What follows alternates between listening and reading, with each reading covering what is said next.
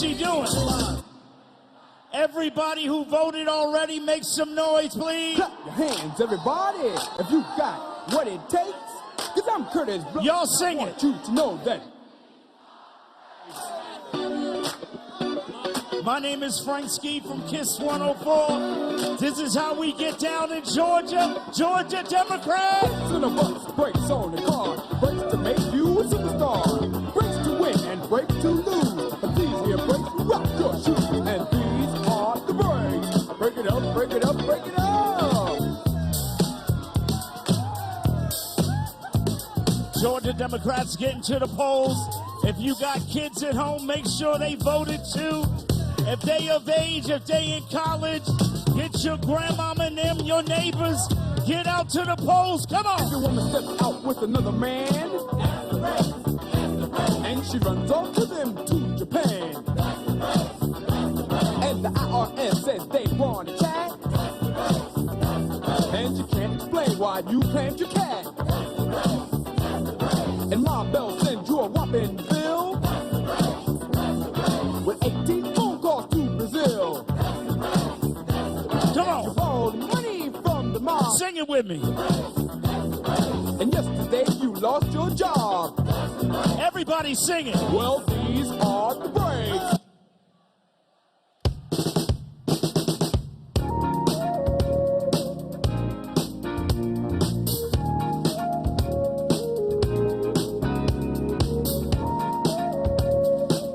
We gonna play karaoke. Everybody in here that knows the words, sing it with me. Come on, let's go. Girl, close your eyes. Let that rhythm get into you. Sing it with them. Don't try to fight it. There ain't nothing that you can do. Relax your mind. Lay back and groove with mine. Sing it. You gotta feel that heat. And we can ride the boogie, share that beat of love. I wanna rock with you. Y'all sing it. Dance you in today. I wanna rock with you. Sing it, y'all. We're gonna rock the night away. Come on, Mike. Come on, come on. Out on the floor, there ain't nobody there but us. Girl, when you dance, there's a magic that must be love. Somebody sing it with Michael. Come on. Just take it slow. 'Cause we got so far to go. When you feel that heat, and we gonna ride the boogie, share that beat of love. Y'all sing it. Come on. I wanna rock with you. Come on. Dance you in today. I wanna rock with you. Come on. We gonna rock Let's the show 'em. night away. My name is Frank Ski. This is how we do it. Come on. Yeah, Spider-Man and Freeze in full effect. You ready, Ron? I'm ready. You ready, Jill? I'm ready, Slick. Are you? Oh yeah, break it down. Girl, I must warn you. I sense something strange in my mind. Yo, situation is let's cure it 'cause we're running out of time. It's all so beautiful. Relationships, they seem from the start. It's all so when love is not together from the heart. with me. It's driving me. That's why it's easy to find. Can't get it out of my head. Listen. All my Democrats scream! Out, out, out, out, out, out. You got a $100 bill, get your hands up. You got a $50 bill, get your hands up. You got a $20 bill, get your hands up. You got a $10 bill, get your hands up. Single ladies, I can't hear y'all. Single ladies, make noise. Single ladies, I can't hear y'all. Single ladies, make noise. All the chicken heads, be quiet. All the chicken heads, be quiet. All the chicken heads, be quiet. Yeah, baby, stop this. Move, baby, stop sing along. Come on. Turn up. Yeah, all the good looking women sing along. I can't hear y'all.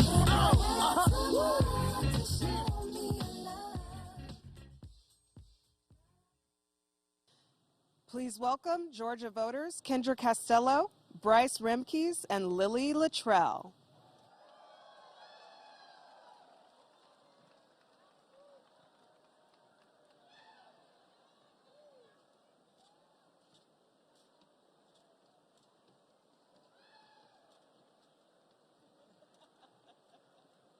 All right, Georgia, again, let me make some noise. Let me hear it. Woo! I am Kendra Costello, a teacher and chair of Macon Bibb Democratic Committee. Aristotle once said, those who know do, those that understand teach. Right? Where are the teachers in here, the house? Let me tell you what I understand. As a teacher, I understand that the future of the world is in my classroom. As a teacher, I understand that my students need to be college and career ready. However, as a teacher, I understand that I need to use those teachable moments to tell my students how important it is for them to obtain social-emotional skills like communicating with a less aggressive tone and being more respectful and civil in nature. And teachers need help. We are not glorified babysitters. Rather, we are professionals. Isn't that right? Teachers need help to develop and nurture school and parent partnerships that extend learning from home to school and back home again. Teachers need comprehensive academic, financial, and moral support to effect a change in the lives of their students. With teachers, change is constant. Teachers take pride in changing grade levels, improving academic credentials, changing lives. I, too, am proud to change and transform. Presently, I'm a 6th grade science teacher in public schools. I'm a wife, a mother, a doctoral student, and a community leader. I know.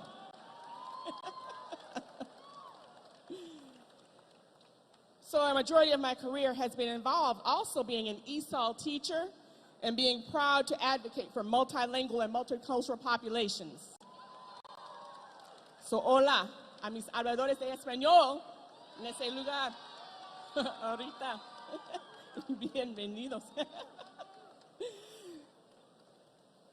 Now, it is also bittersweet because accomplishments can weigh on the shoulders. Both Leader Stacey Abrams and Senator Reverend Raphael Warnock both acknowledge the many burdens teachers carry, and they stand ready to serve. Teachers and those preparing to teach and all higher education students are all too familiar with financial burdens.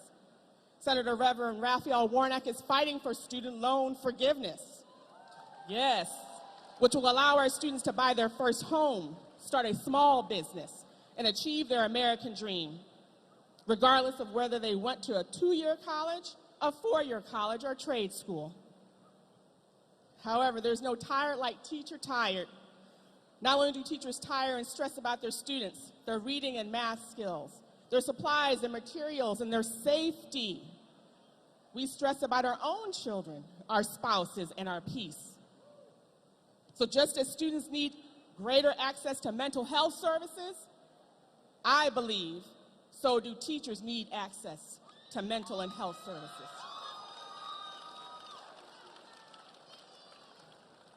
Leader Stacey Abrams will support children and students by strengthening school and parent partnerships. Leader Stacey Abrams will protect and support students through many means, including coordinating Medicaid funds to pay for greater access to mental health services. Those who know, do. Now that you know, and hopefully understand, do. I have voted early. People of Georgia, take action and vote, because our lives truly depend on it. My time is up, and I thank you for yours.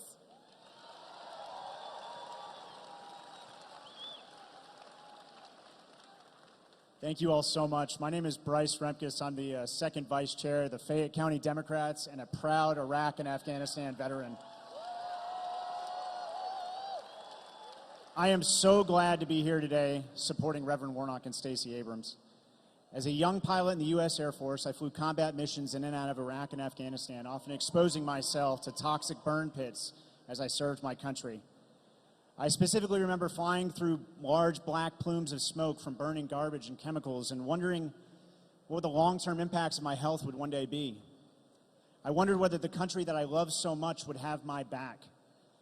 Now, thanks to the leadership of Reverend Warnock, I don't have to wonder anymore.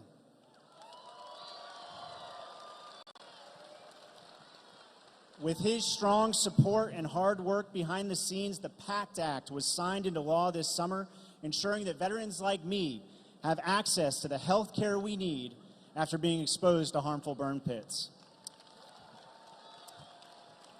There is no promise more sacred than the one we make to our veterans. And without Reverend Warnock's support, we would never have gotten this bill signed into law. I know I speak for many of you and for myself when I say I'm eternally grateful to Reverend Warnock, because he understands that the promise that we make to our veterans is more than just words. It means concrete action to deliver for those of us that serve for our country. And that's exactly what he did. And here in Georgia, I know that Leader Abrams will be the voice we need to improve care for veterans all across the state. Whether it's passing the PACT Act, fighting to drive down the cost of housing for military heroes, or working to strengthen services and address disparities in our service benefits, Reverend Warnock and Stacey Abrams have had my back and the backs of hundreds of thousands of veterans like me who fought our nation's wars. And I know that they'll never stop fighting. On November 11th, we celebrate Veterans Day. But on November 8th, we vote to support the people that support veterans like me. That's why I'm proud to cast my ballot for Reverend Warnock and Stacey Abrams. Thank you.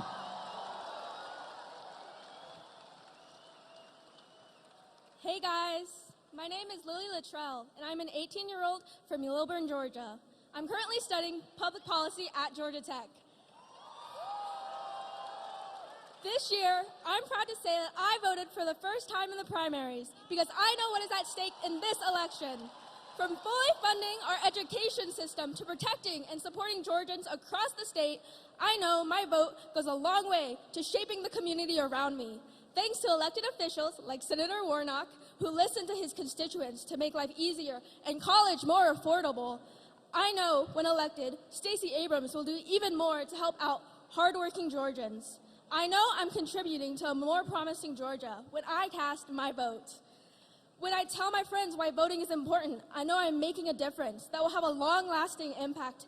I am proud to call Georgia my home. I know we are on the verge of greatness as we set an example for the nation. Better is possible, and it starts with voting.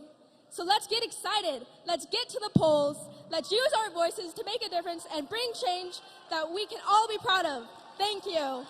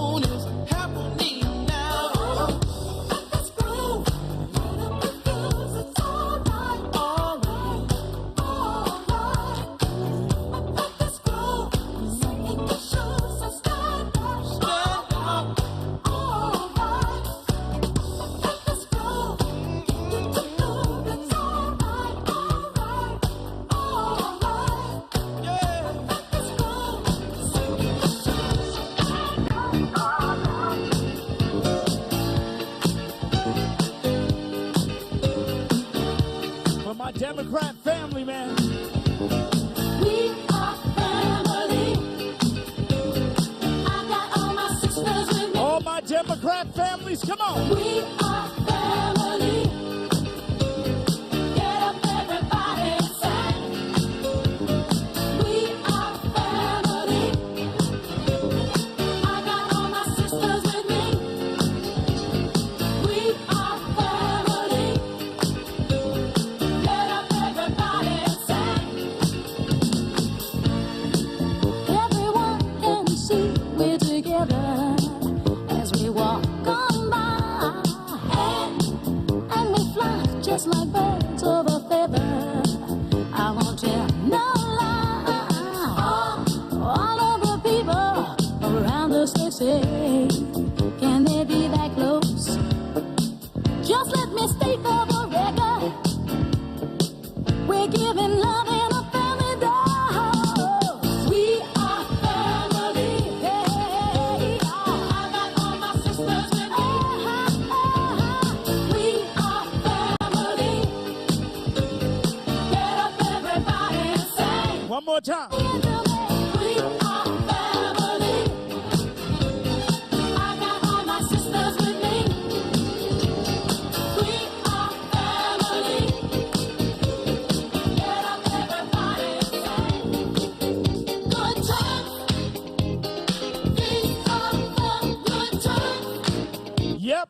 Leave your cares behind. We gonna turn it blue. Come on. These are the good times.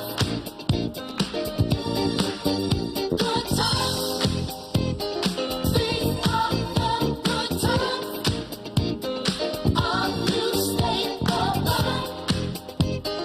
These are the good times. Happy days are here again. The time is right for making friends. Let's get together. How about a 9:45? Come tomorrow. Let's all do it again. Boys will be boys. Better let them have their toys. Girls will be girls. Cute ponytails and curls. Must put an end to the stress and strife. That's right. I think I want to live the sporty life. Tell them. Good times. These are the good times. Leave your cares behind. These are the good times. Good times. These are the good times. Our new state of mind. These are the good times. Come on, Democrats. Take it to the cookout.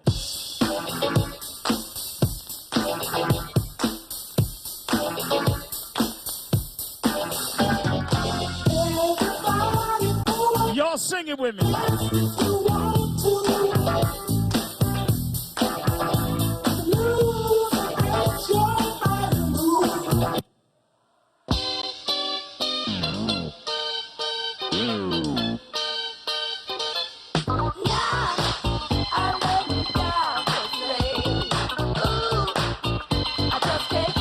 What's it called?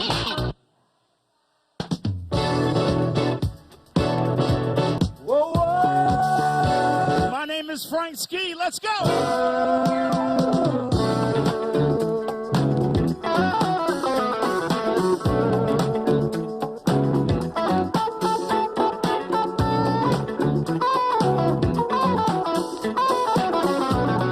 Y'all sing it with me. Come on. You made me. This you can get. You stood right beside me, yeah, and I won't forget. And I really love you. They stepping on the floor. You should know.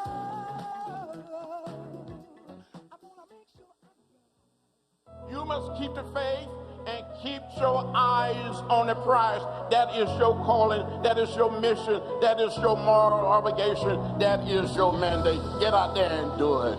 Get in the way. Right now, we have the opportunity to reshape the future. We must recognize our responsibility and move to action. We all agree. We can't sit on the sidelines and leave it up to others to do the work. My freedom and your freedom is on the line. Too much is at stake. Access to health care, voting rights, reproductive rights, economic opportunity for all. There may be some setbacks, some delays, some disappointment, but you must never, ever give up or give in. There is no time to rest. We must remain vigilant. While we're moving to get the work done, let us not forget the fearless ones who gave the ultimate sacrifice so we could have these basic rights. Our ancestors have laid the groundwork, and now our children's futures are on the line. No, this fight is far from over. We must now summon the courage to restore the freedoms that define us as Americans. Despite the attempted threats to our democracy with election deniers and voter suppression, early voting numbers are shattering records. We're building momentum, and we won't stop until we see change. Oh no, this fight is not over. Your vote is your power. Are you ready? You must understand that there are forces that want to take us back to another period. But you must say that we're not going back. We made too much progress and we're going forward. You must keep the faith.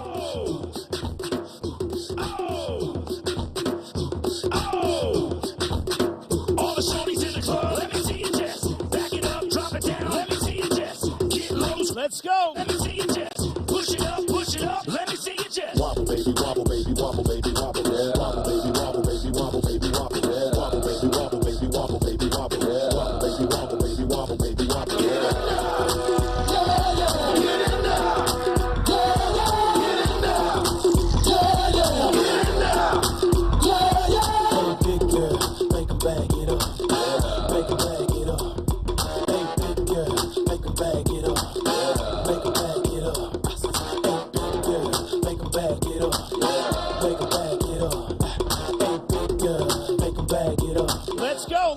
Let's go. I got them shaking they boobies like Congos, man. I'm shaking the city like quakes. The haters blue in the face like Gonzo, cause I'm breaking the cake, so let's bake. I'm taking the game's mine. Y'all witness the change, it's my time. Yeah, I'm new to the game, but y'all might wanna say your whack raps, they like saving time. I can dance, homie, I don't two-step. Y'all looking at something like a true player. A girl told me that a man that can dance might can possibly get down with the tool in his pants. Now I'm a ladies, let me see it vibrate. And when it's over, you ain't gonna need your bow. Cause I'm a pro, make you bend your back low, then the pound it real bad, just like the percolate. Wobble, baby, wobble, baby, wobble, baby, wobble, yeah. Wobble, baby, wobble, baby, wobble, baby, wobble, yeah. Wobble, baby, wobble, baby, wobble, baby, wobble, yeah. Wobble, baby, wobble, baby, wobble, baby, wobble, yeah.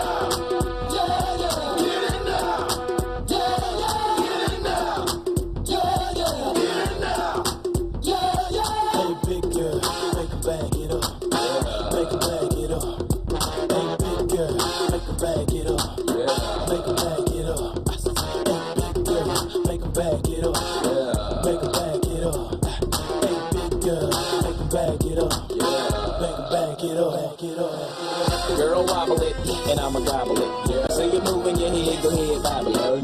We can cradle the bed, I'm straight racking it. The girl say, man, like they double racket shit. Damn, I'm so expensive, but I can't help it, my flow ridiculous. Boy, got a gift like it gotta be Christmas. Swag on hits like it gotta be gifted. The girls roll cameras, and they want pictures, and they gon' frame them to see that. Let them to the bed while I'm saying my scriptures. Cause I leave you holy like you pray in the temple. 1B, I move with the letter of a pencil. And my won't miss you, good night kiss you. Take a damn mad, cause you got pistol. And I don't think Donnie pick her up these issues. Wobble, baby, wobble, baby, wobble, baby, wobble, yeah. Wobble, baby, wobble, baby, wobble, baby, wobble, yeah. Wobble, baby, wobble, baby, wobble, baby, wobble, yeah. Wobble, baby, wobble, baby, wobble, baby, wobble, yeah.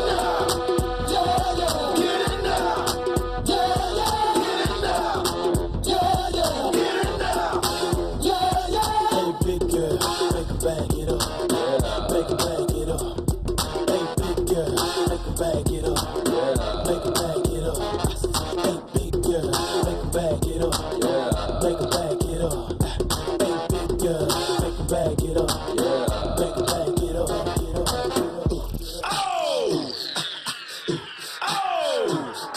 do it. Oh! Let me do it with you. Oh! All the shorties in the club. Let me see your chest. Back it up, drop it down. Let me see your chest. Bend low, touch the ground. Let me see your chest. Push it up, push it up. Let me see your chest. Wobble, wobble, shake, shake your chest. Get in here. Wobble, wobble, chest, push it, get in here. Show me what you got, show me what you got. Get in here. Show me what you got, show me what you got. Get in here.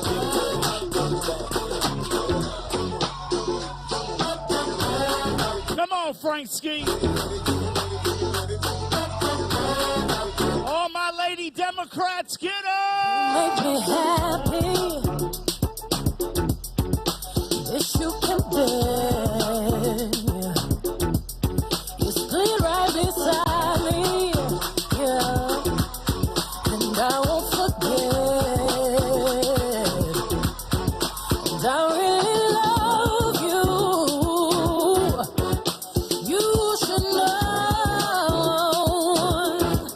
I wanna make sure I'm right, boy, before I let go. Yeah.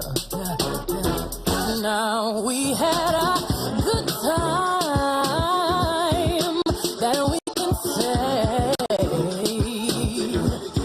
We hurting each other, yeah. And boy, it's a shame. I won't be foolish, no. I wanna know.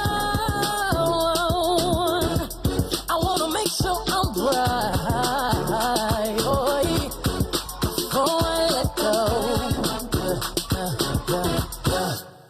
You know I thank God sun rises and shines on you. You know there's nothing I would not do. Let's go! Oh, 10 more days! before I let you go.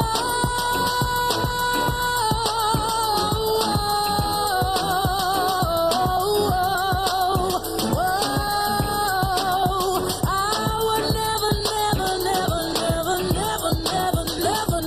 let you go before I go.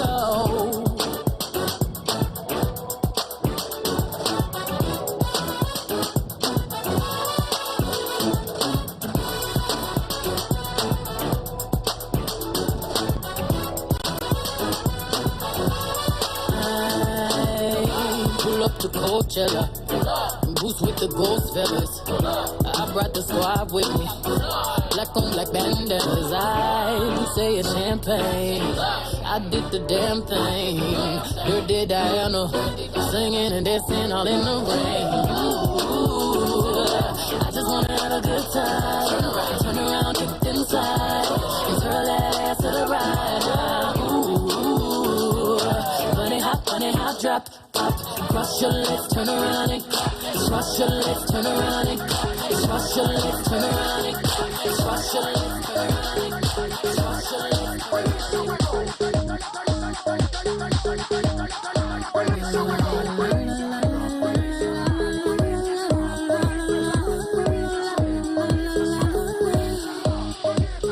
You won't break my soul. You won't break my soul. You won't break my soul. You won't break my soul. I'm telling everybody, everybody, everybody, everybody. Now I just fell in love. Now I just quit my job. I'm gonna find no try. Damn, they work me so damn hard.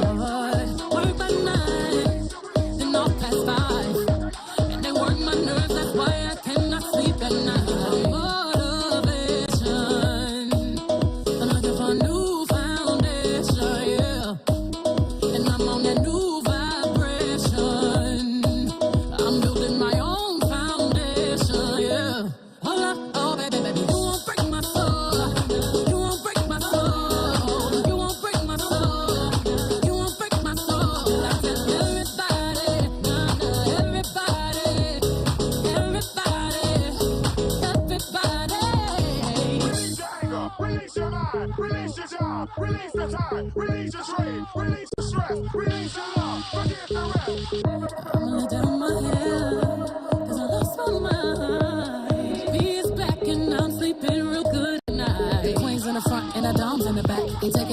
but the whole click snap. There's a whole lot of people in the house trying to smoke with a yak in your mouth.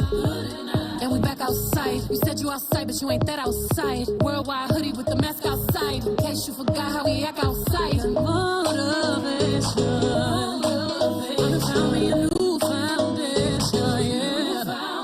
Taking my new salvation. Building my own foundation, yeah. Oh, baby, you won't break my soul. You won't break my soul. You won't break my soul. You won't break my soul. And I'm telling everybody.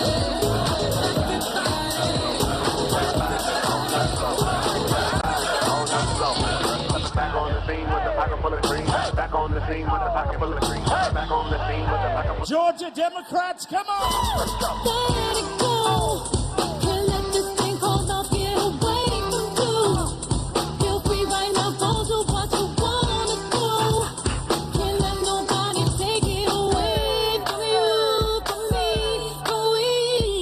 No time for moping around. Are you kidding? No time for negative vibes. 'Cause I'm winning and it's been a long week. I put in my hardest. But I live my life. Feels so good to get it right. So I look and I see when I'm looking at me when I'm walking past the mirror. Just to the night at a time in my life. Don't worry about if you feel it. Got my head on straight up, got my vibe right. I ain't gonna let you kill it. I would change my life, my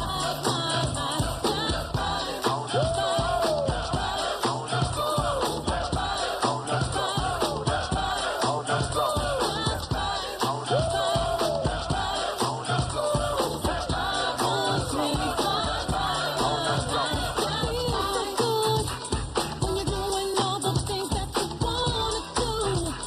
Give it best out and treat yourself to something new. Keep your head up high in yourself, believe in you, believe in you.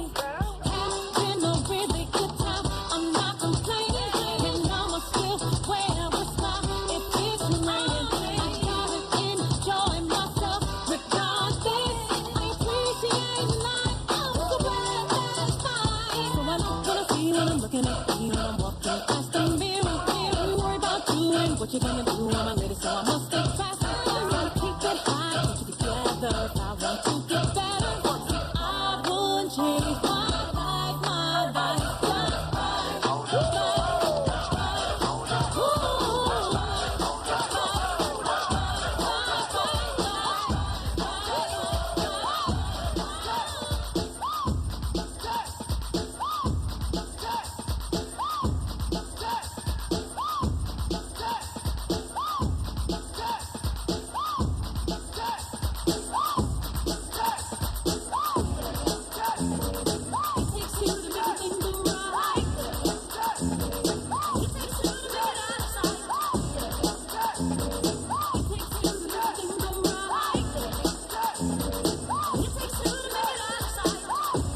Let's go! I wanna rock right now. I'm raw bass and I came to get down. I'm not internationally known, but I'm known to rock the microphone because I get stupid. I mean outrageous. Stay away from me if you're contagious, cause I'm the winner. No, not a loser. To be an MC is what I choose. Ladies love me, girls adore me. I mean, even the ones who never saw me like the way that I rhyme at a show. The reason why, man, I don't know. So let's go, cause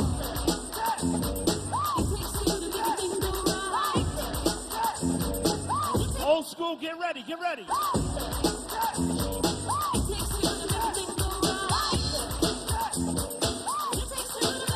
a minute, wait a minute.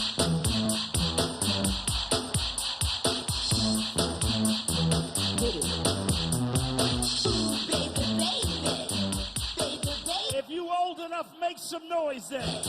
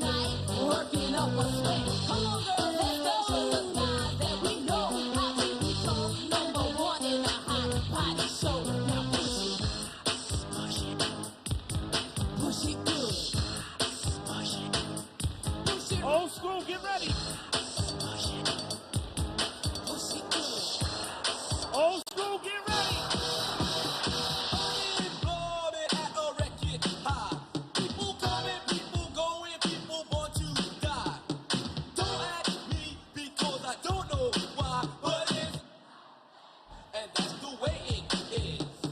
People in the world try to make it beat. You travel by car, train, bus, or feet. I said you Please welcome Senator John Ossoff.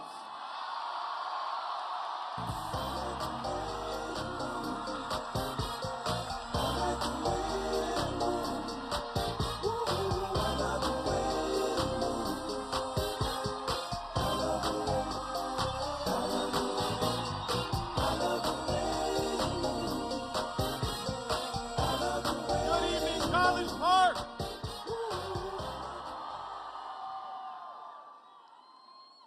Y'all look beautiful this evening. Thank you so much for being here. Thank you for being here to welcome President Barack Obama back to the Peach State.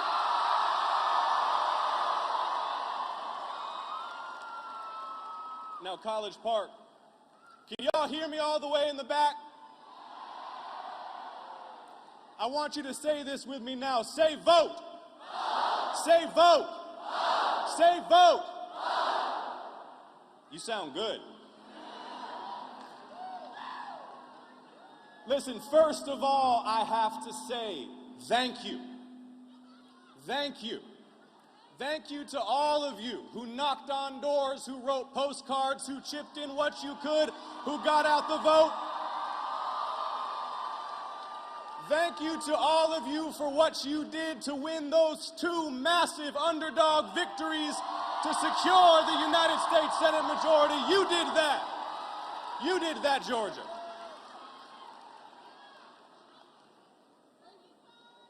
Georgia, you proved the power of our democracy. You proved the power of the vote. Without you, Georgia, there would be no Justice Ketanji Brown Jackson. You did that. You did that. Without you, Georgia, we would not have passed legislation to expand broadband internet access into underserved and rural communities. Without you, Georgia, we would not have passed infrastructure legislation to get lead pipes out of our drinking water systems and ensure clean, healthy water for our kids. Without you, Georgia, we would not have passed the most significant strengthening of veterans' health care in a generation. You did that, Georgia. And I want to ask every veteran and active duty service member, please raise your hand and be honored by this crowd for your service. Give it up for those who have served.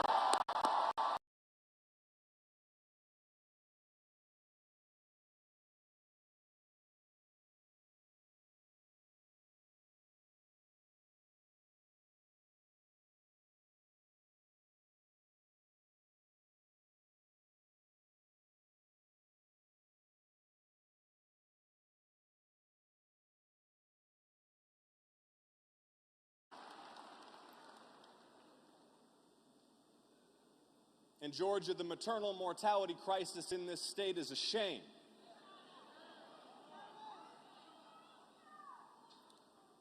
The state of health care for our children is a shame. Women who are suffering and dying needlessly in pregnancy and childbirth, that's a shame, Georgia. We've got more work to do. And in Raphael Warnock and Stacey Abrams, we have two public servants who are absolutely committed to lifting up every Georgian, to lifting up our health, to serving all of us. So y'all know we passed legislation to cap the cost of insulin for American seniors. You know who wrote that? Senator Raphael Warnock wrote that legislation, Georgia. Your senator.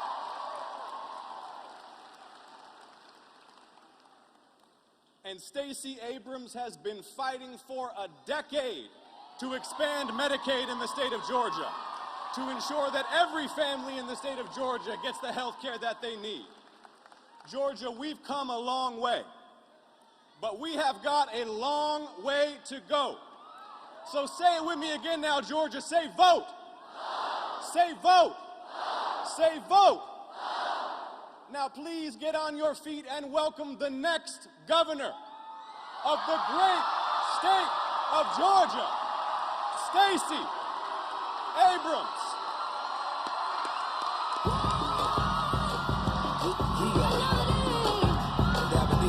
Take your pain away. Some people talk about you like they know all about you. When you get down, they doubt you. And when you dip it on the scene, yeah, they talk about it. 'Cause they can't tip on the scene what you talk about it. Talk about it. When you get elevated, they love it or they hate it. You dance up on them haters. Keep your income on the scene. Thank you.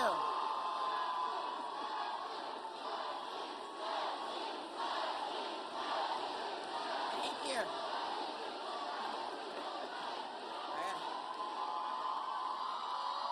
Thank you.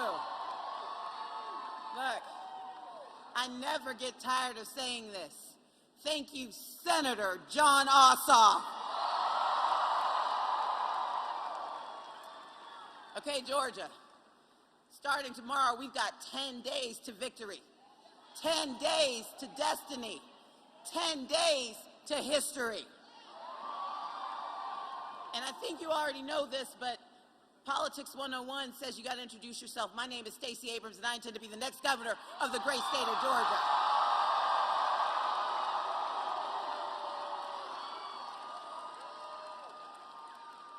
Now, folks look around and they wonder, is this possible? But I will remind you that in 2008, we defied the laws of politics and voted for hope and for change.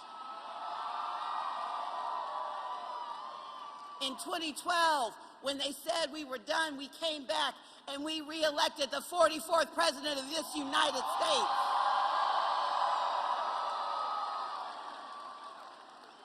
We defied the conventional wisdom to deliver generational change, and we are about to do it again, Georgia. We're about to do it again. But before I let y'all come and see the guy you came for,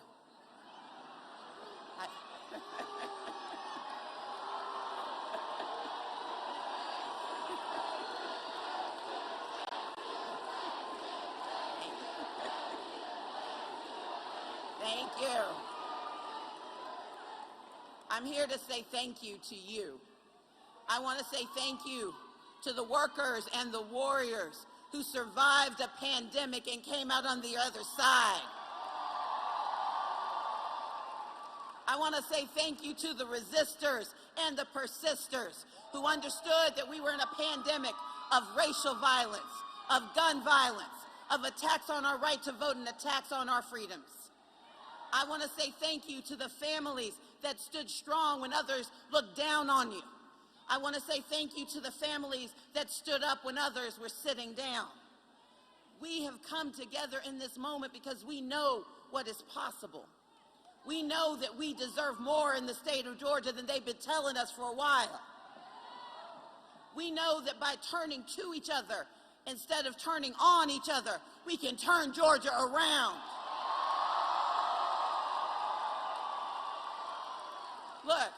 Look, Georgia, in 2018, I stood for this job, and while my application was not fully accepted, I spent the past 4 years believing in the possibility of Georgia.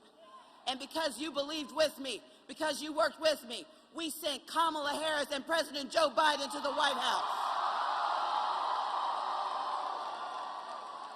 And because we're Southern, we sent not one, but 2 U.S. senators to the White House. We defied history again and again, and we will do it on November 8th, because that is who we are. We are one Georgia, and we believe in ourselves, and we believe in tomorrow. But we weren't done in 2021. We are not only going to return U.S. Senator Raphael Warnock to his rightful place in Washington, D.C. Look, we're going to make sure he has help. We're going to make sure that David Scott and Nikema Williams, that Hank Johnson and Lucy McBath, that they are joined by the dean of the delegation, Representative Sanford Bishop, because we're going to carry him across the finish line like he's carried us for so long. And right here in Georgia, right under that gold dome, we're going to make sure that I have some friends in January. We're going to have Charlie Bailey and B. Wynn. We're going to have Jen Jordan and William Bodie.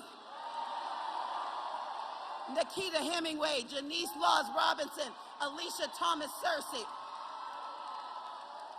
We're going to have candidates for Congress that cross the finish line, and we're going to have candidates for the state and Senate House.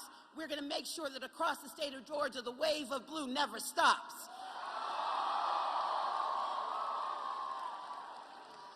Because, Georgia, our time is now. And starting tomorrow, we've got 10 days to change the world. Every election is a choice. And for so long, they've tried to make us believe that it's a choice between parties or personalities. But this time, we know it's different. This time, it's an election about the choice between someone who attacks our freedoms and someone who will protect our freedoms. Right now, we have a governor who only looks out for himself and other members of his old boys club.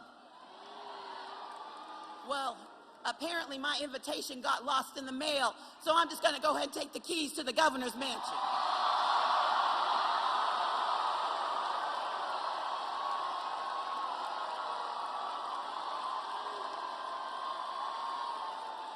Because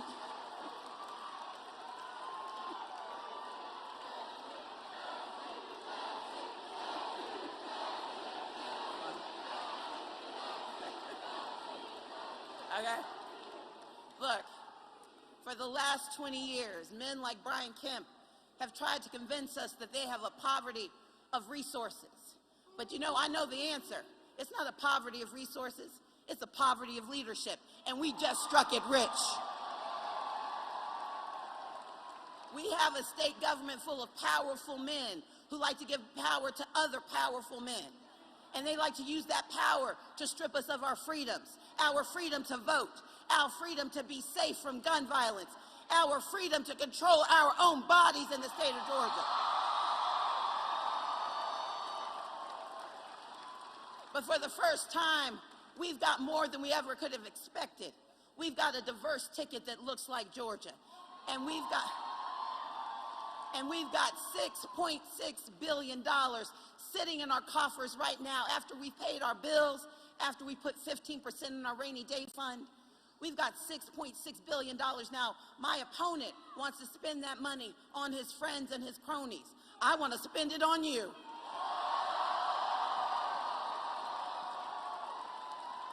As your governor, I will expand Medicaid as my first act in office.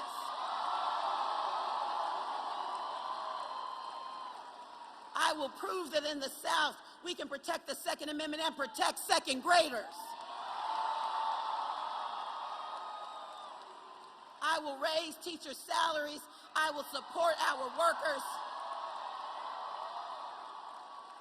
I will make sure our college students can go to technical college for free and that you can have a C average and still see your way to college in the state of Georgia.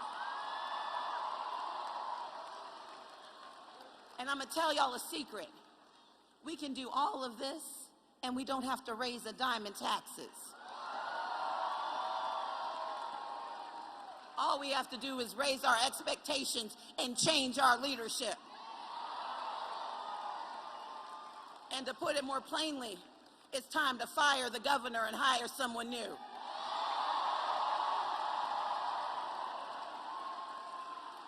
As your next governor, I intend to stand with you, not on you.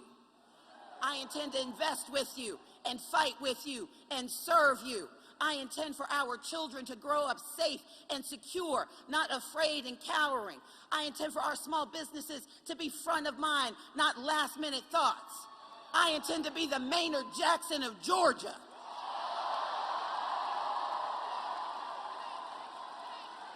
I will fight for women's rights, Because it took a man to break the promise of Georgia. It's going to take a woman to put it right.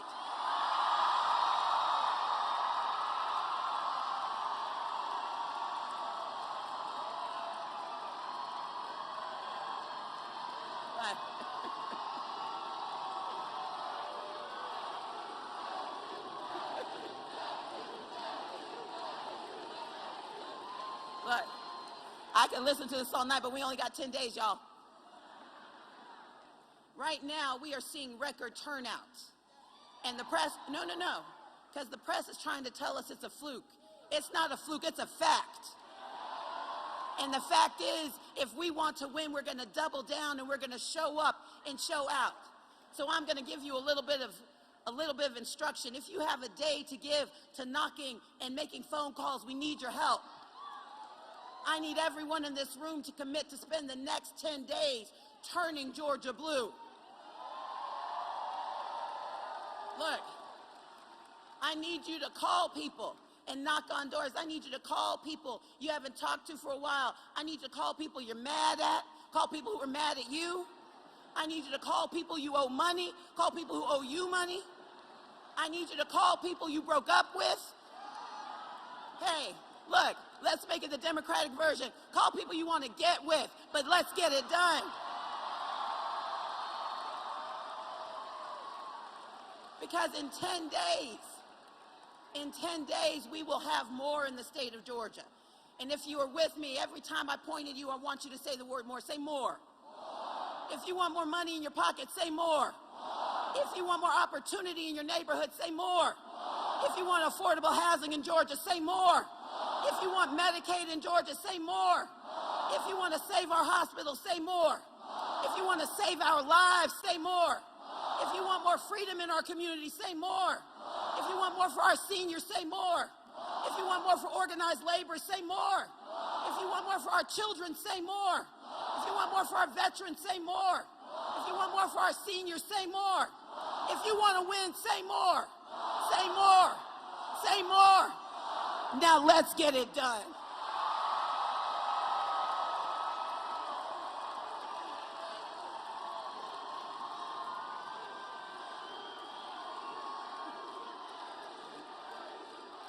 And now, thank you. And now it is my honor to introduce our senator, our reverend, our leader, Senator Raphael Warnock.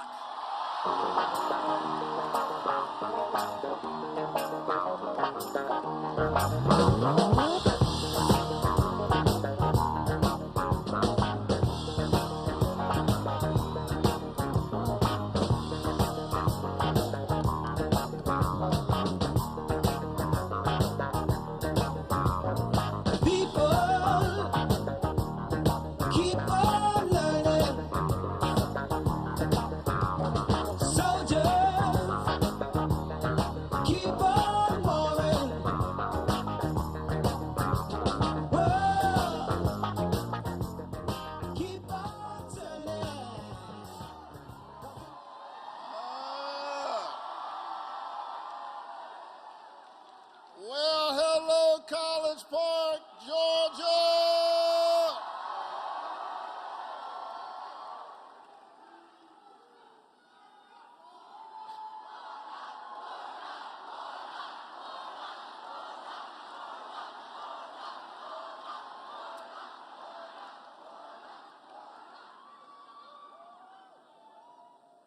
You all look and sound like you're ready to win an election.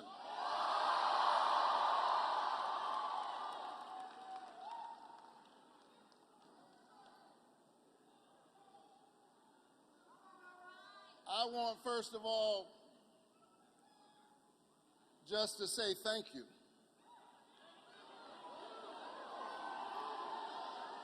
Thank you. I love you back. Thank you. Thank you for the honor of my life. It's a special thing for the people of your state to say that when we consider our families, when we take stock of the moment and of the future. We want you to represent us in high office. That's a sacred trust. I'm honored to be here with you, and I'm so deeply honored to be here with my friend, my colleague in so many struggles together, and the next governor of Georgia, Stacey Abrams.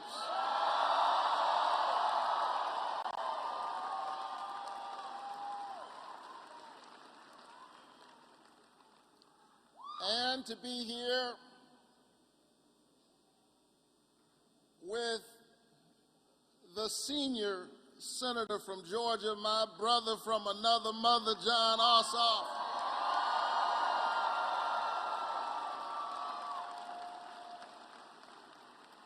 And with the 44th President of the United States of America, Barack Obama.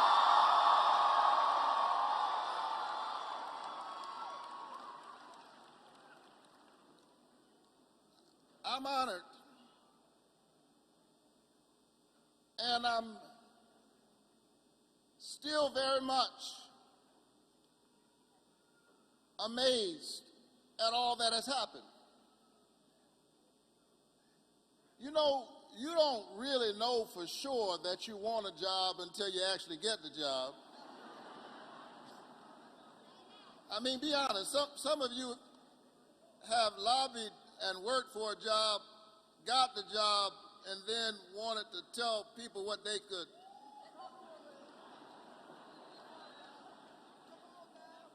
I want you to know that, as corny as it sounds, because I have committed my whole life to service, because I've always wanted my life to count and to make a difference in the places that matter, particularly for the most marginalized members of the human family.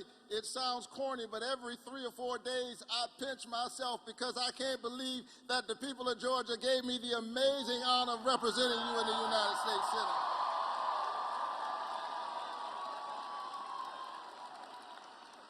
And while we have gotten a lot of work done, we've got more to do. We're here tonight because we have unfinished business. Are you ready to get it done? And so here's the word. We need everybody to vote. And the good news is that Georgia is turning out early and turning out in record numbers.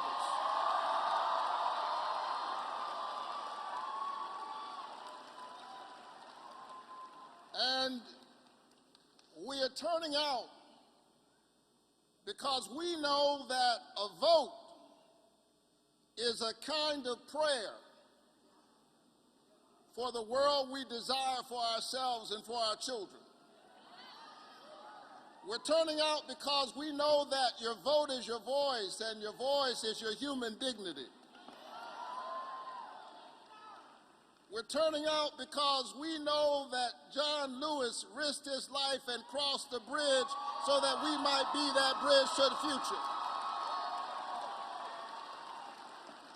We're turning out because we know Schwerner, Cheney, and Goodman, 2 Jews and an African American, lost their lives so that Jon Ossoff and Raphael Warnock, a Jewish man and an African American man, can serve in the United States Senate.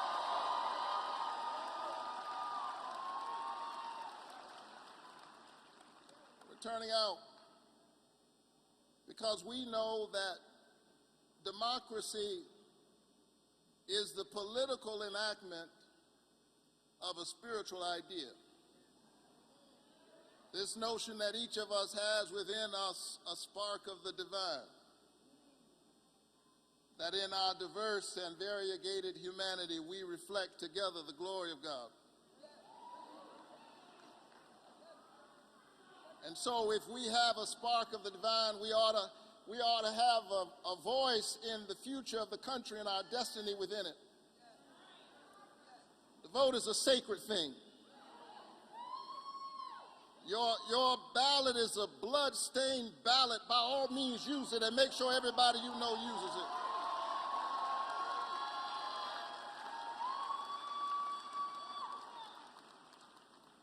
Long before I served in the United States Senate, long before I became the pastor of Ebenezer Baptist Church, where Martin Luther King Jr. served and preached, I was a kid growing up on the west side of Savannah, Georgia. You're looking at a kid from the Caton Homes housing projects. My mother and my father poured into me a fierce work ethic. My dad didn't let you sleep late. He said, get up, get dressed, put your shoes on. My mother from Waycross, Georgia, grew up in the 1950s picking somebody else's tobacco, picking somebody else's cotton, but she stood with you in 2020, and the wrinkled hands that used to pick somebody else's cotton and pick somebody else's tobacco picked her youngest son to be a United States Senator.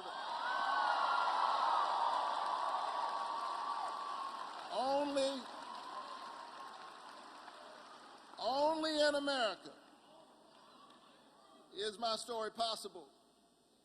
And so I'm not about to give up on the country, and I'm not about to give in to the demagogues who are trying to sow the seeds of division because they have no vision. I'm going to stand up for the best in the American spirit. And Georgia, you're leading the way because you sent me to the Senate, and because I haven't forgotten about the bridge that brought me over. Good public policy like the Head Start program, I'm an alum. Upward Bound and low-interest student loans and Pell Grants. Because I haven't forgotten, I was proud to cast my vote and pass the single largest tax cut for middle and working class families in American history. It's the expanded child tax credit.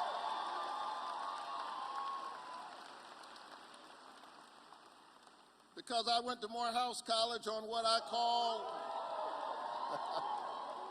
are there any Morehouse men in the house? Because I went to Morehouse on a full faith scholarship and needed low-interest student loans, I was proud to push the president and to secure debt relief for our students, because our students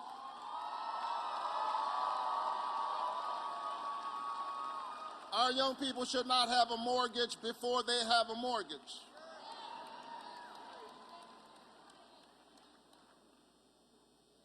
Proud to stand with our veterans.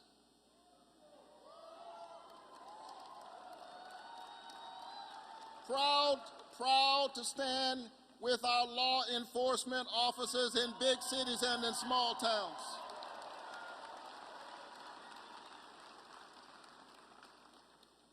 And proud to stand up for health care because I believe it's a human right.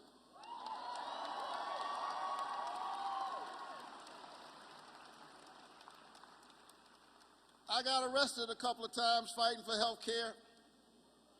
In fact, I got arrested one time in the United States Capitol in the rotunda, but because of what you did, every single week I passed through that rotunda on my way to my office where I write bills to expand health care.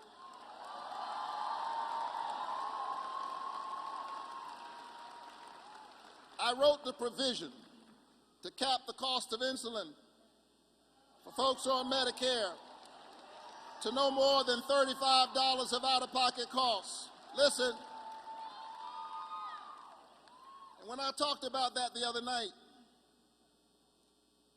I talked about the fact that we live in a state where 11% of the adults have diabetes, and that insulin is a drug that's been around for 100 years, and that they're price gouging the insulin. When I pointed out the ways in which there are bad corporate actors who are gouging a drug that people need that's been around for 100 years, you know what my opponent said? He said they just need to eat right.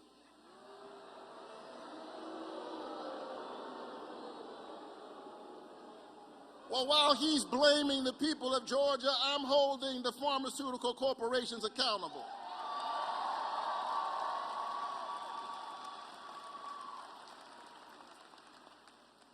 You can't lead the people unless you love the people.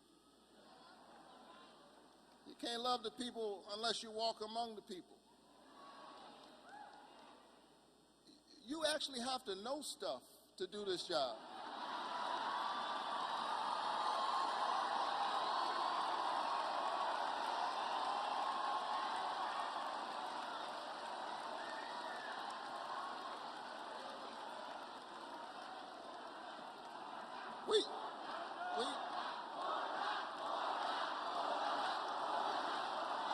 God bless you.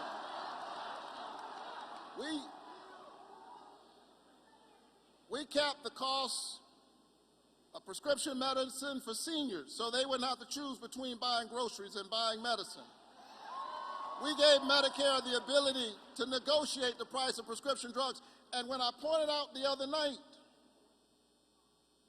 that I have written bills and legislation and I've secured resources to try and get our state leaders to finally expand Medicaid and get 600,000 Georgians out of the Medicaid coverage gap, or the health care coverage gap, as I stood fighting for what I've been fighting for years. Got arrested standing up for it. My opponent, as I talked about the 600,000 Georgians who are in the coverage gap, my opponent said that if you are able-bodied and you have a job, you have health care.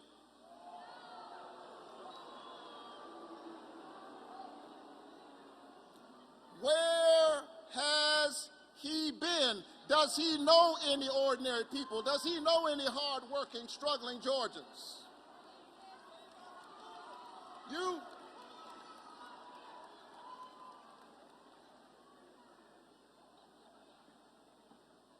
Georgia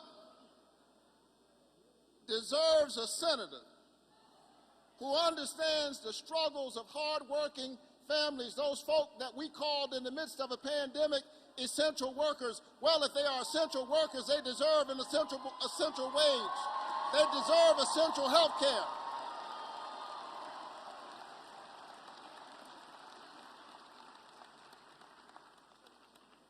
Succinctly put, Herschel Walker is not ready. He's not ready. He's not ready. He's not ready. But not only is he not ready, he's not fit.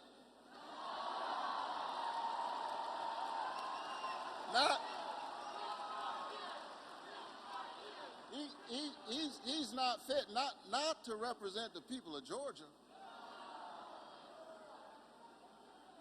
You have to be able to trust the person who's in this office. And listen, it gives me no pleasure to say this kind of thing. It gives me no pleasure to say this kind of thing, but after all, I'm a preacher, and so I'm in the business of truth telling. And this is a man who lies about the most basic facts of his life. In fact, his own staff in their exasperation said that he lies like he's breathing.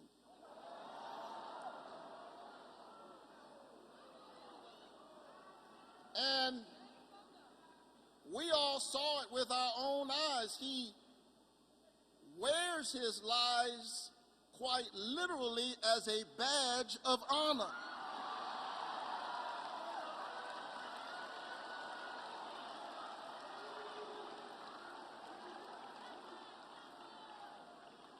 If we can't trust him to tell the truth about his life, how can we trust him to protect our lives and our families and our children and our jobs and our future? Are you ready to win this election? And so let's get the job done, Georgia. We've got to stand up for seniors.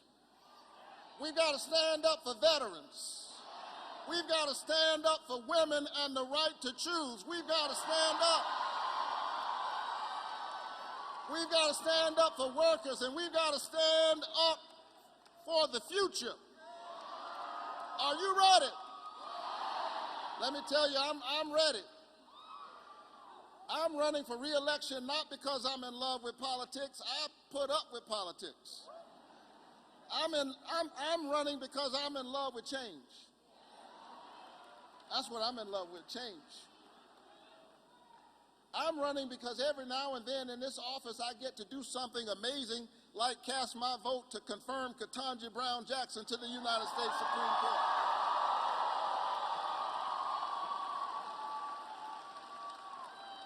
And as I close, and nobody believes a Baptist preacher when he says, as I close. As I close, I'll never forget the day we confirmed her.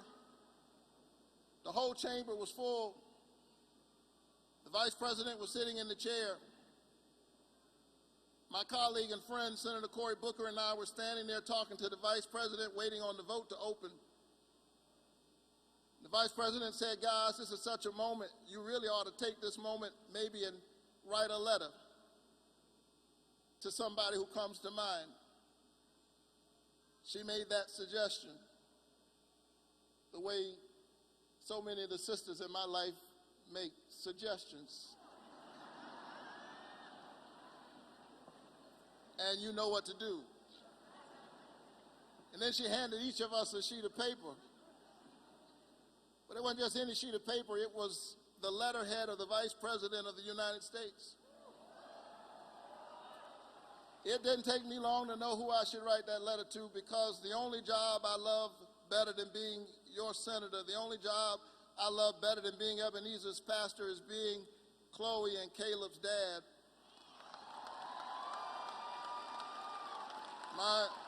My precious 6-year-old daughter, my almost 4-year-old son. And so I sat down and I wrote a letter. And I said, Dear Chloe, today we confirm to the United States Supreme Court Ketanji Brown Jackson. In the long history of our nation, she's the first Supreme Court justice who looks like you with hair like yours.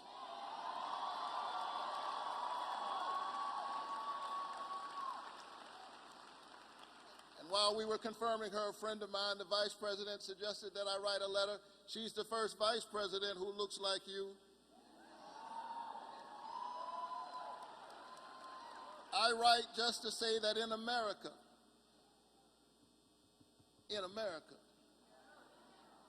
you can be and you can achieve anything you set your head and your heart to do.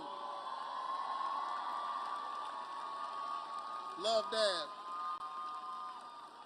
I wrote that letter to my daughter. I was so filled with emotion, I couldn't wait to fly home. I called her up and I read it to her over FaceTime. She listened. She was not impressed. She said, can I go and play now? She'll understand it better by and by. But in the weeks and the months since I wrote that letter, it occurred to me that that's what legislation is. It's a letter to our children. That's what a law is. It's a letter to our children. That's what public policy is. It's a letter to our children. That's what citizenship is.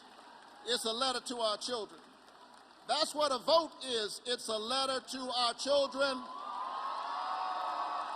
And we ought to ask ourselves what we want that letter to say. I want my letter to say that I stood up in this defining moment in America for the best in the American spirit. I want my letter to say that I stood up for workers, that they might have a livable wage. I stood up for women, that they might get equal pay for equal work, that I stood up for our children so that their outcome was not based on their parents' income. I want my letter to say that I didn't sleep through this election. I gave it my all. I left it all on the field because I believe in Georgia. Are you ready to win this election? Let's get this thing done one more time. God bless you. Keep the faith.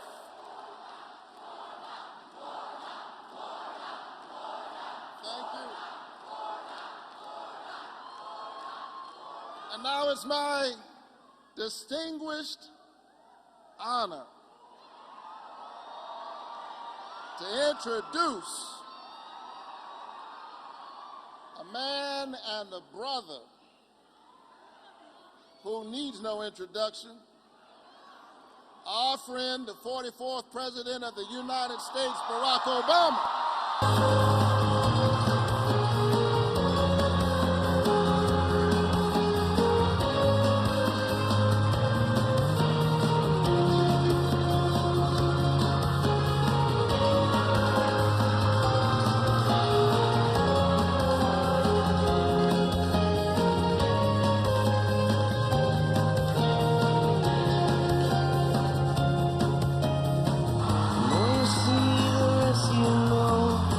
Unless you find out as you go, and you're much more than I do now. Hello, Atlanta!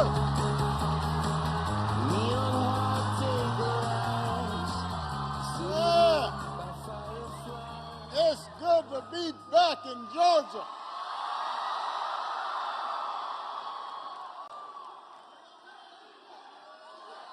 Yes, we can.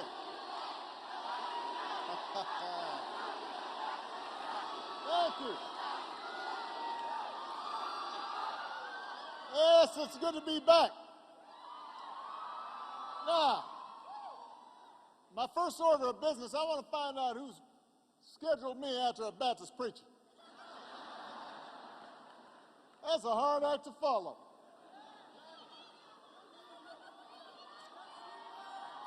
But I'm going to do my best. I was sitting backstage. Spirit was moving me. Well, I miss you too. I'm glad to be back.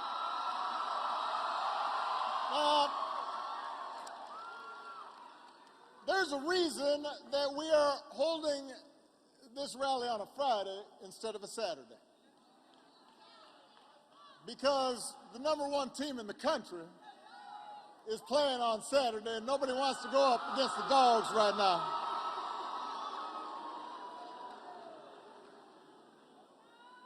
The reason I'm here is even simpler than that. I am here to ask you to vote for your next Secretary of State, B. Wynn. For your next Governor, Stacey Abrams. For Congressman Sanford Bishop. And to keep the Reverend Dr. Raphael Warnock in the United States Senate.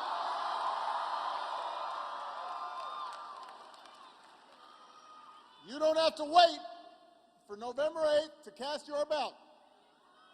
You can vote right now. Take a few minutes. Vote early at your polling place. They're open now until next Friday. Or you can vote at your polling place on November 8th. And if you're not sure how or where to go, just go to iwillvote.com.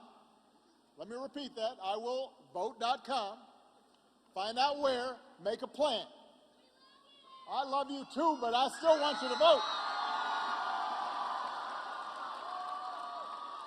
And after you voted, I need you to grab your friends and your family, round up Cousin Pookie, make a plan to vote. Take them with you if you vote early. Take them with you if you vote in person on Election Day. Because this election requires every single one of us to do our part. It is that important. Now, I think it's fair to say that this country has gone through some tough times these past few years. We have been through some stuff. We're just now coming out of a historic pandemic that wreaked havoc on families, on schools, businesses, communities. Everybody was impacted. A lot of folks lost people that they loved. And the pandemic highlighted, and in some cases made worse, problems that we have been struggling with for years. An economy that too often works for those at the very top, but not for ordinary people. Communities where too many of our children are out of school, and then they're out of work, and then they're out of hope, and that sometimes leads them to violence and despair. An erosion of basic civility and democratic norms in our politics, not just here and around the world. And I want to take a moment just to say a prayer for a friend of mine, Mr. Paul Pelosi, who was attacked.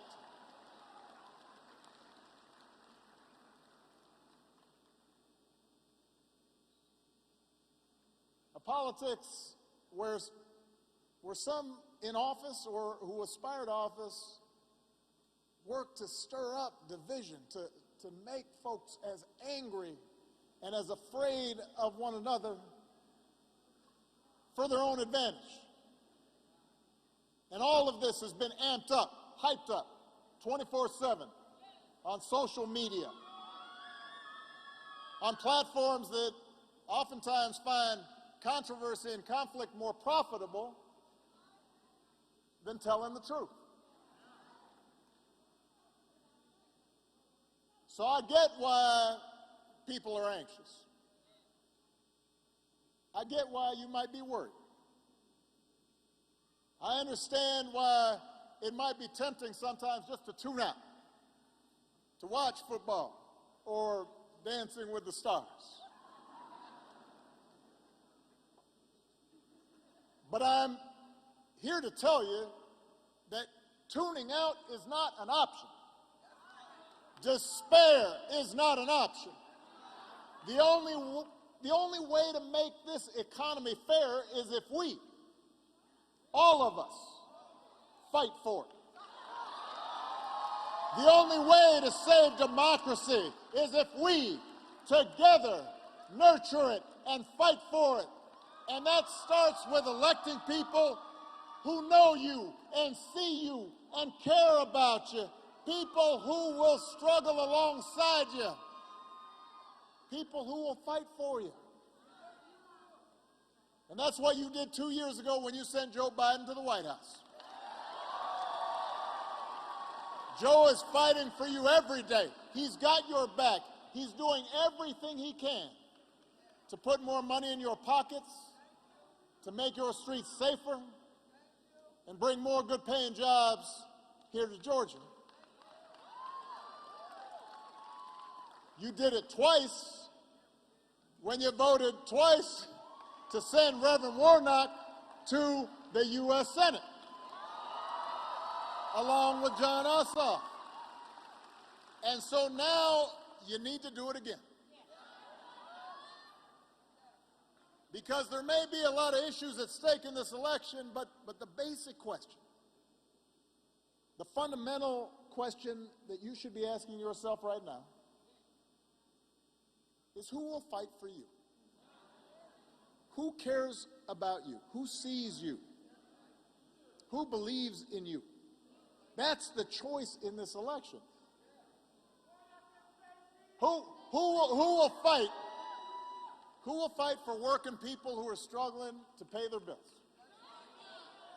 Listen. Inflation is a real problem right now.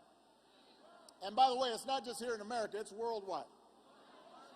It's one of the legacies of the pandemic. So the law of supply and demand got messed up and wreaked havoc on supply chains. And then you have a war in Ukraine that is not only engaging in incredible cruelty towards the people of Ukraine, but it also sent energy prices through the roof. So we're seeing gas prices go up, grocery prices, and that takes a real bite out of paychecks. It hurts. But the question you should be asking is, who's actually going to do something about it? The Republicans talk a lot about it, but what is their answer? What is their economic policy? I will tell you what it is, because it's the same answer they've got for everything. They want to gut social programs, they want to cut Social Security and Medicare, and then they want to give their rich friends a tax cut. Don't boo, vote.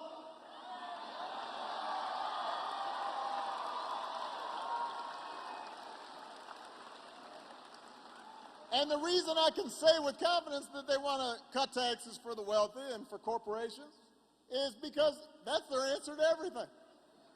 When inflation is low, let's cut taxes. When unemployment's high, got to cut taxes. If there was an asteroid heading towards Earth, they would all get in the room and say, you know what we need? We need tax cuts for the wealthy. That's going to solve it.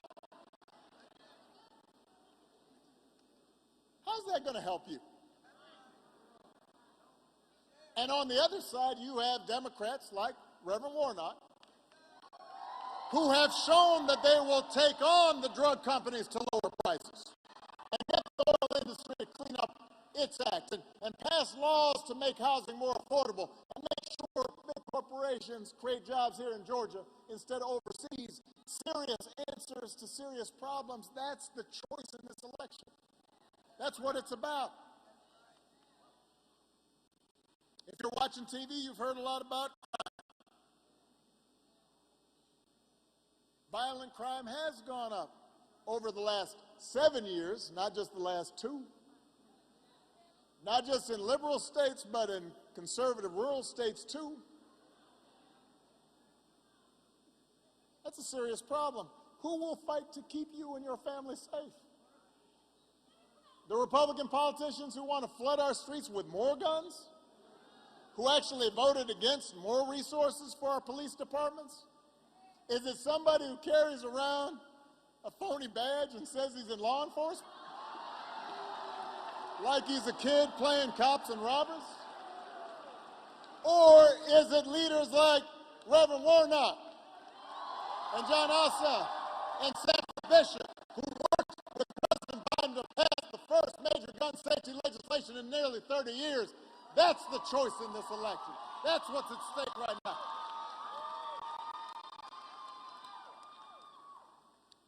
Who will fight for your freedoms? Is it some of these folks in the GOP, politicians, judges, who think they should get to decide when you start a family, how many children you have, who you marry, who you love? Do not boo. Vote. Or is it Democratic leaders who believe that the freedom to make these personal, intimate decisions belong to every American, not politicians in Washington? That's the choice in this election. That's what you have to decide. And who's going to fight to actually make our democracy work for you? Is it some of these folks in the other party that have promised if they get control of Congress, they'll spend the next 2 years investigating their political opponents? Now, how's that going to help you pay the bills? Or do you stand a better chance with President Biden and Democratic leaders who've worked together, sometimes with Republicans, to pass an infrastructure bill that will create new jobs, who've made health care and prescription drugs more affordable, who've made the single largest investment ever in the fight against a warming planet? That's the choice in this election. between politicians who seem willing to do anything to get power and leaders who share our values, who see you and care about you. Leaders who want to help make your lives better, not theirs. Who want to move this country forward, not backwards. And let me be clear about this, Georgia. This hasn't always been a partisan thing. My favorite president was a guy named Abe Lincoln. He helped found the Republican Party. It used to be that there were GOP members who championed progress and civil rights and rule of law, even when some Democrats, especially down here in the South, did not. That's part of our history. So it has not always been one party or another. But these days, right now, just about every Republican politician seems obsessed with two things: owning the libs and getting Donald Trump's approval. What did I say about booing? Vote. But that's their agenda. It's not long, it's not complicated, and at least to me, it's not very inspiring. They're not interested in actually solving problems.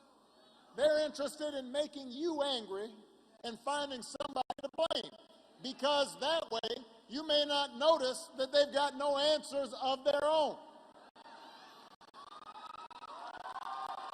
I mean, I can tell you what Stacey Abrams is obsessed with. As a small business owner and the daughter of two ministers, she's focused on making sure every Georgian has an opportunity to get ahead. That's why she wants to invest Georgia's surplus in the fundamentals: good schools, a higher standard of living, more affordable health care and housing. That's her agenda. I can tell you what Raphael Warnock cares about. As your senator, he hasn't been off chasing wacky conspiracy theories. He hasn't been drumming up fear and division. He's been working to lower prescription drug costs and boost manufacturing jobs and expand health care for veterans who got sick fighting for the United States of America. That's who Reverend Warnock is. That's his agenda. That's who Stacey Abrams is. That's her agenda. They are both hardworking, God-fearing, community-serving people who tell the truth, stick to their word, treat everybody with decency and respect. Those are the values they bring to bear. Which brings me to Reverend Warnock's opponent. It's a study in contrast. Now, there are a lot of young people here. I love, yes. That makes me excited. Some of you may not remember, but Herschel Walker was a heck of a football player. I mean, some of you are too young to remember, but in college he was amazing. One of the best running backs of all time. But here's the question. Does that make him the best person to represent you in the U.S.? Does that make him equipped to weigh in on the critical decisions about our economy and our foreign policy and our future? Let's do a thought experiment. Let's say you're at the airport and you see Mr. Walker and you say, hey, there's Herschel Walker, Heisman winner. Let's have him fly the plane.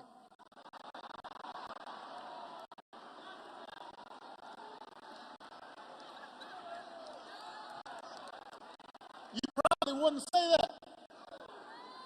You'd want to know, does he know how to fly an airplane?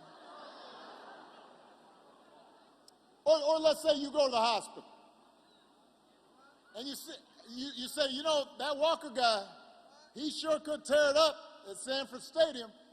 Give him a scalpel. No, you wouldn't say that. You'd ask at least. I would. Has he done surgery before? And by the way, the opposite is true too. Like, you may have liked me as president, but you would not want me starting a tailback for the dogs. I mean, can you imagine my slow, old, skinny behind getting hit by some 300-pound defensive tackle who runs a 4.6 40? You'd have to scrape me off the field. No, I can't. No, I can't. I'm good at a lot of things, but that would not be one of those things that I'm good at.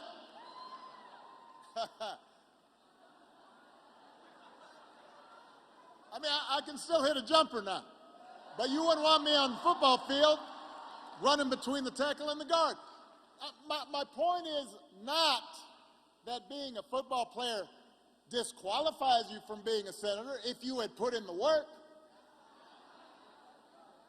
But in the case of Reverend Warnock's opponent, there is very little evidence that he has taken any interest, bothered to learn anything about, or displayed any kind of inclination towards public service or volunteer work or helping people in any way. At least we don't really know about it.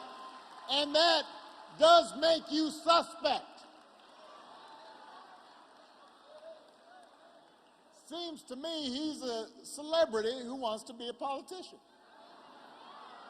And we've seen how that goes.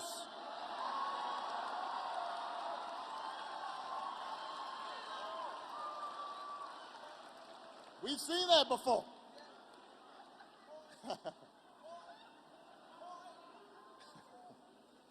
I'll make one more point. As a general rule, I am not big on poking into people's private lives. I've always felt that that stuff is between a candidate and their family. But you know what's not between them and their family are issues of character. Being in the habit of not telling the truth. Being in the habit of saying one thing and doing another. Being in the habit of having certain rules for you and your important friends and other rules for everybody else. That says something about the kind of leader you're going to be.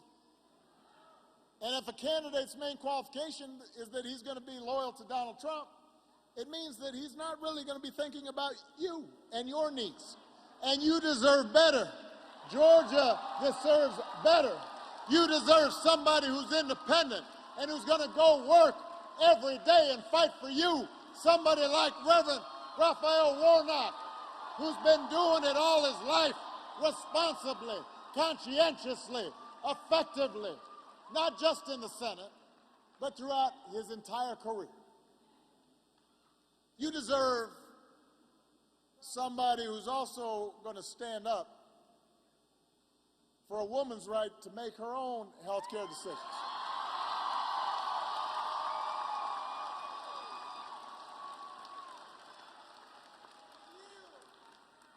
Abortion is controversial in this country.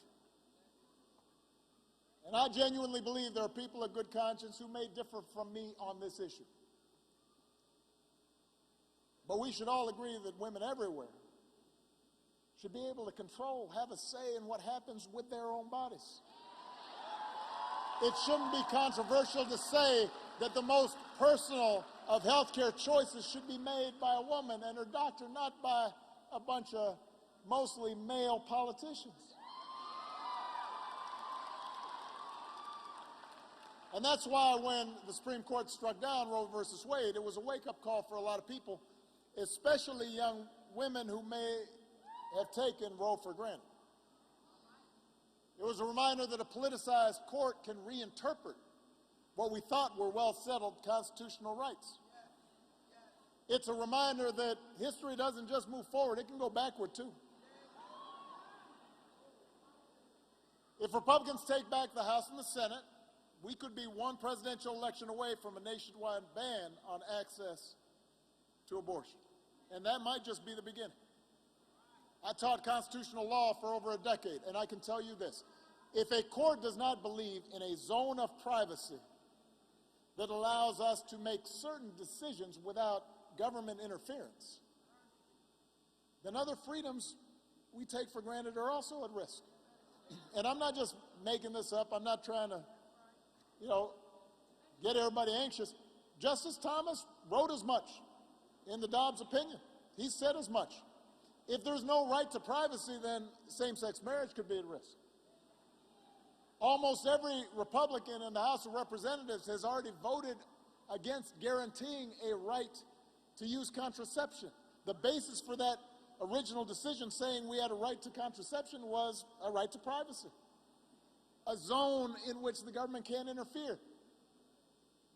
If they take power back, there's no guarantee that that won't be next. So all of these issues are at stake in this election. And if that's not worth 15 minutes of your time, I don't know what is. I don't know what is. But just in case you need another reason to vote, consider the fact that democracy itself is also on the ballot.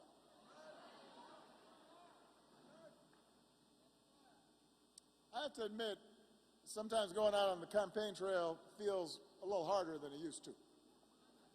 And not just because I'm older and grayer, a little stiffer. Michelle says I'm still cute, though.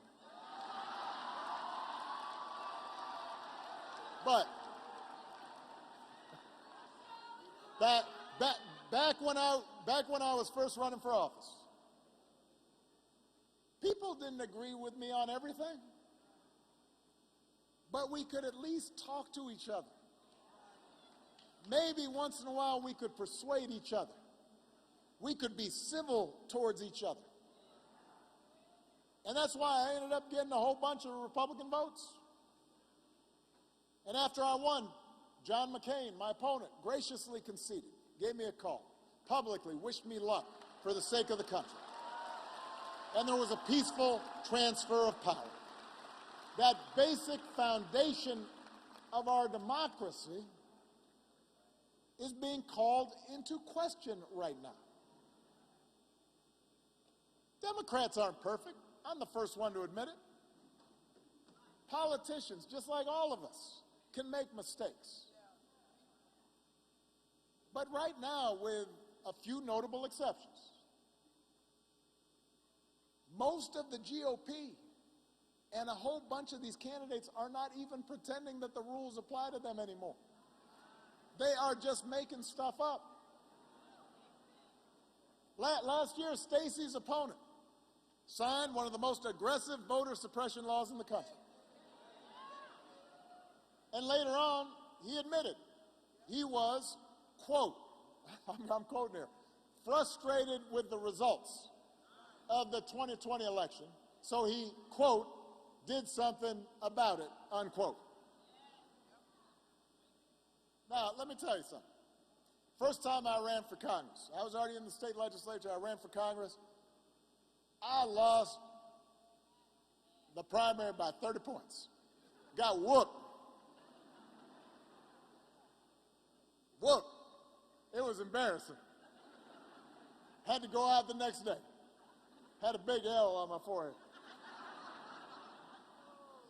And let me tell you, I was frustrated too. You know what I didn't do though? I didn't claim that the election was rigged. I didn't try to stop votes from being counted.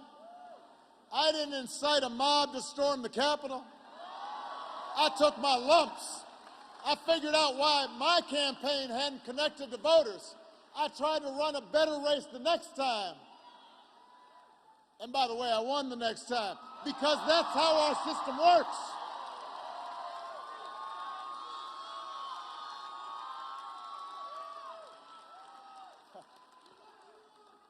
Look, I get that democracy might not seem like a top priority right now. One of the more depressing headlines I saw was in a newspaper. They had done a survey. It showed 75% of Americans think that democracy is seriously at risk, but it's not their top priority. But I get that. Folks got bills to pay. They're worried about just keeping on, getting by. And it doesn't always feel like the political process is working for you when you don't see enough progress on the issues that matter to you and your family. I understand this. But we have seen throughout history, we see now around the world what happens if we give up on democracy. We can see it in other countries where the government tells you what books you can read and cannot read. Countries that put dissidents and reporters in prison. Countries where it doesn't matter who you vote for. The people in power will do whatever they want. Where corruption is rampant because there's no accountability. When true democracy goes away, people get hurt. It has real consequences. And that's why generations of Americans have fought, and some have died, for the idea of self-government and set up rules to make it work. That's why folks right here in Georgia and all across this country fought, and some died, to make sure that everybody had the right to participate in this government.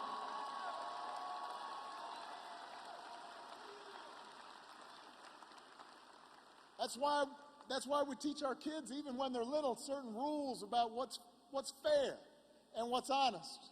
Rules about how we should make decisions together as a group. Everybody gets a say. Everybody gets a turn. If you don't get your way, don't throw a tantrum about it. Don't take your ball and go home. Get over it. Try to do better the next time. And that's what I mean when I say democracy's at stake in this election. That's why it's not enough to elect Democrats at the top of the ticket. We need to elect good people up and down the ballot.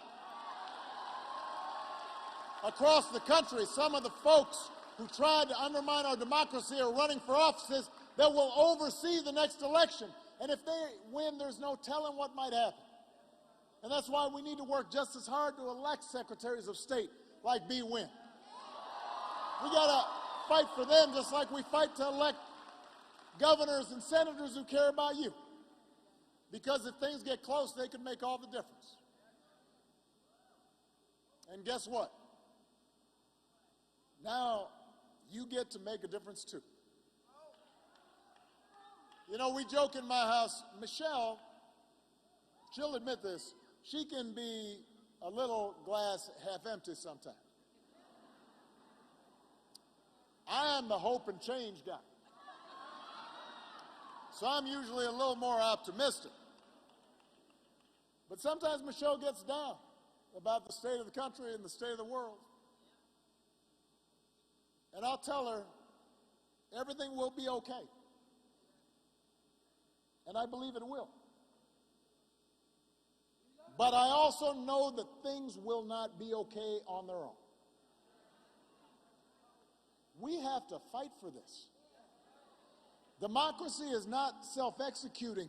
It depends on us working, nurturing, caring for it. Not just on election day, but every day in between. It depends on us as citizens saying, this matters. This election matters, Georgia. These are tough times. The good news, though, is we've been through tough times before. The important thing is to resist the temptation to give up, to turn inward, to see politics as a mean zero-sum game where anything goes and rules are made to be broken. And the only way for people like us to win is if people like them lose. I don't believe in those politics. Because even in our darkest moments, and there have been darker moments in this country before, we have always had more in common than our politics suggest. Even when times are tough, what unites us has always been stronger than what divides us. There have always been certain values that bind us together as citizens, no matter who we are, where we come from, what we look like, or who we love. That's the promise of America. That's who we are. And in this election, you have a chance to vote for leaders like B. Wynn and Stacey Abrams and Sanford Bishop and Raphael Warnock, who will fight for that big, inclusive, hopeful, forward-looking America that we believe in, an America that doesn't fear the future, that meets its challenges honestly and boldly, an America where we may not fix all our problems overnight, but where we can make things better. And Atlanta, better is worth fighting for. So if you're scared, don't put your head under the covers. If you're anxious, don't put your head in the sand. If you're frustrated right now, don't complain, don't tune out. Don't get bamboozled and fall for the okey doke that nothing that you say matters.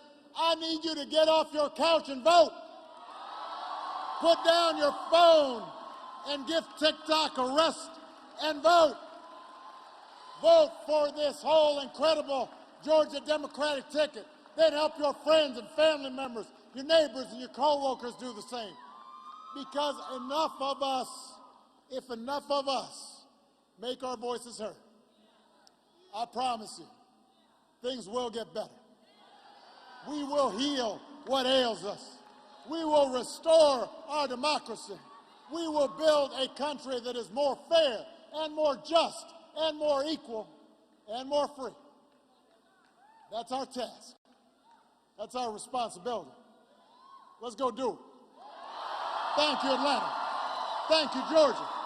I love you. The table about to turn. The table about to turn. The table about to turn. Yeah. I've been flipping through my timeline, trying to get my mind right. My city cried out. I got to cool down, but I'm under pressure. Look at what my Crisco. Look at what my fist go. A renegade when I'm in a rage. I got to cool down, but I'm under pressure. I keep my hands dirty, my mind clean. Got a new agenda with a new dream. I'm kicking out the old regime. Liberation, elevation, education. America, you a lie, but the whole world about to testify. I said the whole world about to testify. And the table's about to, the table's about to turn.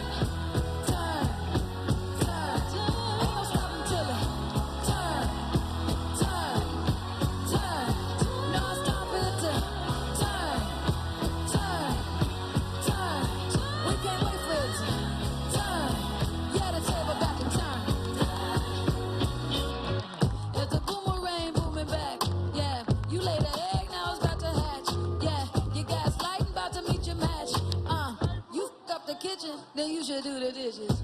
Burning down plantations. Ain't no parking, I don't need no validation. I like sage when I'm in a rage. I don't need permission, I got my intuition. Hands dirty, mind clean. A different vision with a new dream. We kicking out the old regime. Liberation, elevation, education. I said America, use a lie, but the whole world about to testify. I said the whole world.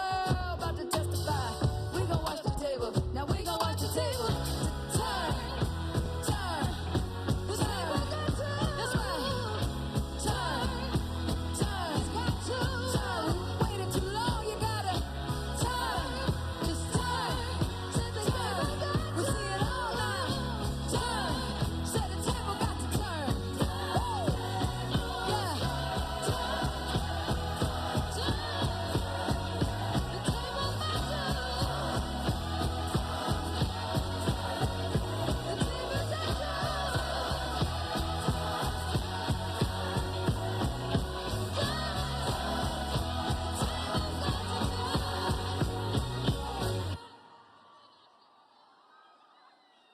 A-Town, y'all make some noise. Let's get it. Baby, don't mess around because she loves me so, and this I know for sure. But does she really wanna? But can't stand to see me walk out the door. Don't try to fight the feeling, 'cause the thought alone is killing me right now. A-Town, y'all make some noise. Let's get it. Uh-oh. This be the realest thing you ever quote. I ain't ready for this song to wait on. Some real shit right here. Let's go. My president is black, my Lambo's blue. And I be goddamn if my rims ain't too. My mama ain't at home, his dad's still in jail. Try to make a play. Anybody see the scale? My president is black, my Lambo's blue. And I be goddamn if my rims ain't too. The shorties like green and the George like gray. And they love Steve White. How much you tryna pay? Look, today was a good day. Hope I had me a great night. I don't know what you're missing for. Hope you catch you a great white. Me, I see great white. Heavy as killer whales. I cannot believe this. Who knew it came with bells? Who knew it came with jail? Who knew it came with prison? Just 'cause you got